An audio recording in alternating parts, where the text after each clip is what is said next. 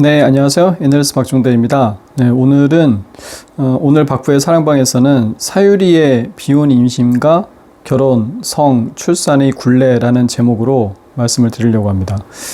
사유리의 방송 출연에 대해서 갑론을박이 있더라고요. 저도 관심이 많던 그런 분야라서 영상을 좀 만들어 봤습니다. 어떤 사회 규범이나 제도가 있을 때 인간의 본능에 반하거나 무관한 것이라면 그 목적을 좀 의심해 볼 필요가 있습니다. 출산과 양육에 대한 여러 법적 규제와 제도들은 아이를 건강하게 잘 키워서 인간이라는 종과 사회를 연속시키기 위한 규범입니다. 인간의 본성과도 일치하고요. 그 본성을 잘 지켜주기 위한 장치라고 볼 수가 있습니다.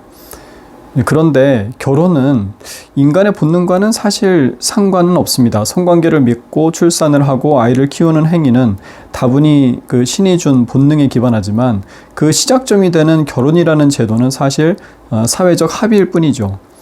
그런데 결혼 전 성관계를 갖거나 결혼을 하지 않은 상태에서 임신은 사회적 지탄의 대상으로 오랫동안 여성에 대한 사회적 차별과 억압의 요인으로 작용했습니다. 신이 인간을 완벽하게 만들어내지 않았죠. 본능에 의한 현상이라도 개인의 심대한 제약과 고통을 줄 수가 있습니다. 그러니까 성과 출산은 모두 본능에 의한 것이지만 인간의 성관계는 출산만을 목적으로 하지 않잖아요. 그죠? 20세기 중반까지도 여성들은 원치 않는 임신으로 출산의 공포 속에서 목숨의 위협까지 받아왔습니다. 20세기 아니 최근까지도 결혼, 성, 출산의 트라이앵글은 마치 양성자와 중성자가 결합된 원자핵처럼 뗄 수 없는 그런 연결고리로 관계로 여성의 자유를 구속하는 족쇄로 작용을 해왔고요. 이 연결고리를 깨는 과정이 곧 여성의 자유, 인권의 신장의 역사였다고 볼 수 있습니다. 첫째, 성과 출산의 연결고리가 가장 먼저 깨진 듯합니다. 1960년대 우리나라 TFR은 토탈 퍼틸리티 레이트의 약자이고요. 합계 출산율, 그러니까 여성 한 명이 평생 동안 낳는 출생아 수를 말합니다. 이 TFR이 1960년대는 6이 넘었습니다. 그러니까 한 명의 여자가 평생 동안에 6명 이상의 아이를 낳는다는 말이죠. 저희 어머니도 이제 7명을 낳으셨습니다. 그런데 당시 얘기를 들어보게 되면 한 동네에서 아이를 낳다가 죽는 산모들도 꽤 많았다고 합니다. 그러니까 아이를 잘 낳는 여성들이 계속 아이를 낳다 보니까 한 명이 5명도 낳고 7명도 낳은 것입니다. 그러니까 피임이라는 말이 그 상식 사전에 없던 시절이라고 볼 수가 있습니다. 18세기 프랑스의 과학자 에밀리 디 샤틀레라는 여성 과학자가 있습니다. 에너지가 MV가 아니라 MV 제곱에 비례한다는 사실을 증명을 해가지고 나중에 E는 MC 제곱이라는 현대과학의 위대한 발견의 초석을 다진 훌륭한 과학자인데요. 하지만 샤틀레는 나이 40에 임신을 했습니다. 당시에는 위생이나 의학기술이 아주 일천했기 때문에 나이 들어 임신할 경우에는 살아남을 확률이 크지 않았습니다. 그래서 임신을 했는데 축복이 아니라 유언장을 씁니다. 아직 할 게 많은데 삶을 정리해야 한다고 이제 애인인 볼테르한테 편지를 썼고 끝내 출산 후 감염으로 사망을 했습니다. 성과 출산은 모두 인간의 본성이지만 이 섹스는 반드시 출산을 목적으로 하지 않는다는 데 문제가 있습니다. 출산은 여성의 사회적 활동은 물론 생명까지도 위협하는 중대한 일이기 때문에 반드시 의지와 결단이 선행돼야 되지만 20세기 중반까지 섹스 후 임신과 출산은 통제가 불가능한 것이었습니다. 더구나 종교적으로 피임은 죄악시되기도 했죠. 피임은 1937년에 미국에서 합법화되었고요. 1960년 최초로 경구 피임약이 탄생했습니다. 그러니까 피임약이 발명되면서 성과 출산의 연결고리가 끊어졌다고 볼 수가 있는 거죠. 여성이 자신의 삶을 좀 더 주체적으로 조절할 수 있게 된 것입니다. 20세기 여성 해방운동에 큰 기여를 했고요. 여성의 사회 진출이 증가하게 되었습니다. 그래서 피임약은 지난 2000년 동안 인류의 가장 위대한 발명 가운데 하나로 꼽히기도 합니다. 경구 피임약은 생물학자인 그레고리 핑커스와 산부인과 의사인 존 록이 발명했는데 존 록은 독실한 크리스찬이기도 했다고 하죠. 이제 둘째, 결혼과 성의 연결고리는 혼전 순결이라는 말로 치환됩니다. 조선시대 또는 1970년, 80년대까지도 영화나 드라마를 보게 되면 여성이 순결을 잃었다고 사랑하는 남자와 헤어지거나 원치 않는 결혼을 하는 장면이 많이 나왔습니다. 심지어 자살까지 하기도 했죠. 결혼은 다양한 문화적, 역사적 배경을 갖고 있는 사회적 제도이고요. 성은 인간의 본능입니다. 근본적으로 출발이 다른 현상인데 결혼과 성이 불가피한 관계이다 보니까 이게 구속과 통제의 도구가 된 것이라고 볼 수가 있습니다. 이제 혼전 순결이 중요시되기 시작한 뿌리를 모계에서 부계로 넘어가는 사유재산제와 가부장제에서 찾는 경우가 이제 많이 있습니다. 아버지의 지위가 상승하고 이를 반영한 일부 일처제는 아버지의 혈통이 확실한 아이를 낳자는 목적이었다는 거죠. 아버지의 혈통이 확실한 아이를 낳기 위해서는 이제 특히 여성에게 혼전, 혼외 순결을 강요했다는 겁니다. 남자들 입장에서 보게 되면 여자가 낳는 아이가 자신의 유전자를 가진 채로 태어남을 보장받기 위해서 성관계를 갖지 않는 여성을 선호하게 되었다는 것입니다.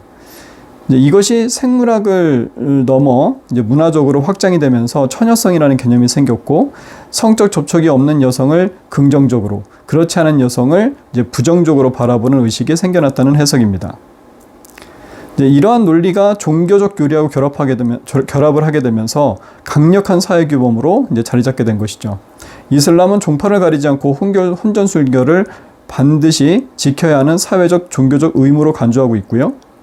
카톨릭과 기독교도 크게 다르지 않습니다. 구약 성경 율법 중에는 혼전 성교 자체를 죽을 죄로 봐서 이제 돌로 칠하는 내용도 나올 정도입니다.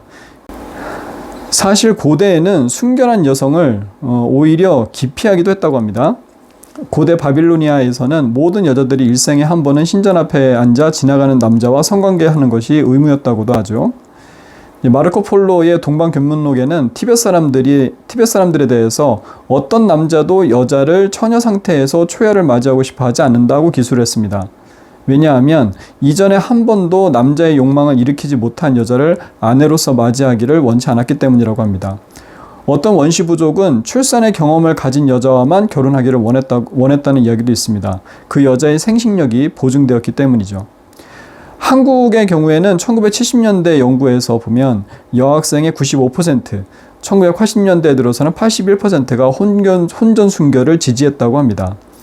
1990년대를 넘어오면서 67%로 빠르게 떨어졌고 2012년 조사에서는 남성 응답자의 83%, 여성 응답자의 66%가 혼전 순결 서약은 필요하지 않다라고 답했다고 합니다.